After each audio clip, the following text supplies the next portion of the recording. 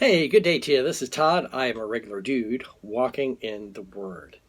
Hey, we're talking about we usually go through books of the Bible, and we've taken quite a hiatus, about a month-long hiatus from the regular dude, and we're back in action now. But we're doing a 13 session series called Blessings of Hurricane Ian. And I know you're saying I didn't know there was any blessings to a hurricane, but there is if you look close enough. So the first thing we talked about yesterday was community interaction, how the community came together all around when after the storm happened. The second thing is this: kindness abounds. All right, and I'll have these on the show notes on in YouTube. Yeah, on YouTube at the bottom of YouTube down here, I guess. And you'll see those. I'll have those. Try and have those listed out. Each of those 13 blessings. But kindness abounds.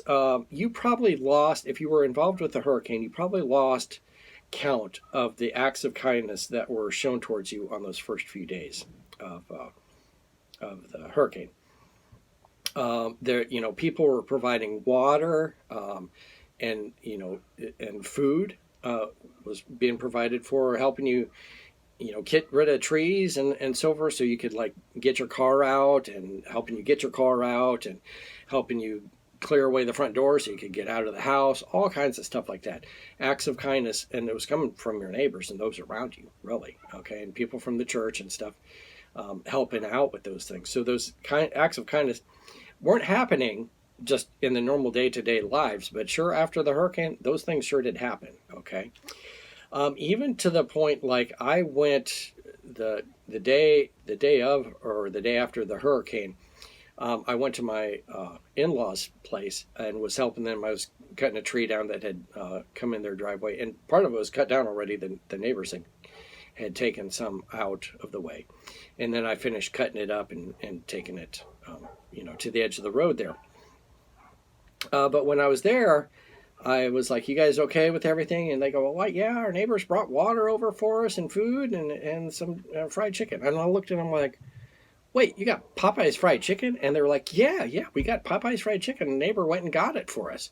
I'm like, how in the world did you get Popeyes fried chicken? Well, this neighbor, I talked to the neighbor later, and he said, yeah, I went around and I was, wanting to get some food for people. And so went around, and Popeyes had been open, or it was only going to be open for a few hours here. And I went and got some Popeyes fried chicken for your in-laws, and got it for them. And I was just amazed. You had Popeyes fried chicken. But everyone, right after that storm, was doing acts of kindness.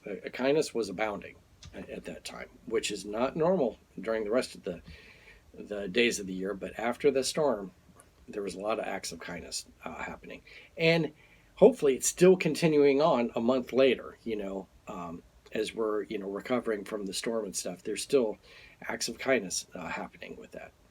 So anyway, that's the second blessing of Hurricane Ian. Join us tomorrow as we look at the third blessing of Hurricane Ian and the days after that. Hey, thanks for watching. I'm just a regular dude walking in the Word, and I look forward to seeing you tomorrow as we continue looking at the blessings of Hurricane Ian. Lord's blessing. I'll see you then.